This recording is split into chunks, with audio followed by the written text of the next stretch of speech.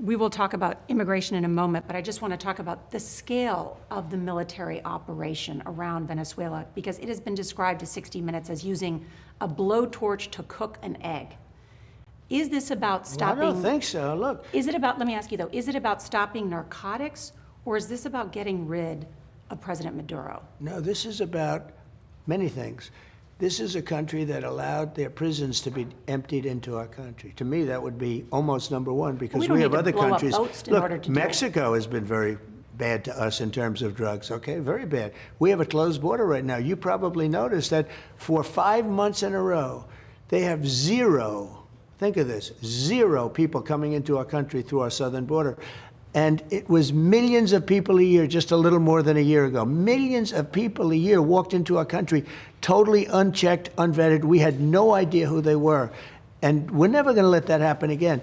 That's what made Biden the worst president, because you know what? Inflation, I've already taken care of. We had the worst inflation in the history of our country, and now we don't have inflation. It's at 2%. It's the perfect inflation. But what made him so bad? Well, the weaponization of law enforcement, all that. Look, he was bad in every way.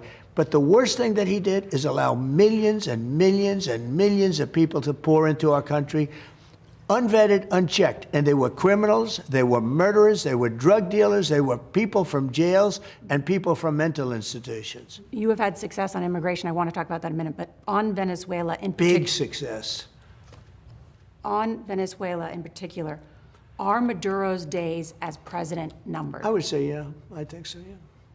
And this issue of potential land strikes in Venezuela, is that true? I don't tell you that. I mean, I'm not saying it's true or untrue, but I wouldn't. Why would we I wouldn't do be it? inclined to say that I would do that, but because I don't talk to a reporter about whether or not I'm going to strike. I'm not going to. You're a wonderful reporter. You're very talented, but I'm not going to tell you what I'm going to do with Venezuela, if I was going to do it or if I wasn't going to do it. Why do we need an aircraft carrier and strike group? It's got to be somewhere. Okay. It's a big one. It leads to the suggestion that the United States military is planning a larger operation involving Venezuela. Well, we're not going to allow countries from, it's countries from all over the world coming in. They come in from the Congo, where we just settled that war, but they come in from the Congo. They come in from all over the world. They're coming, not just from South America, but Venezuela in particular has been bad.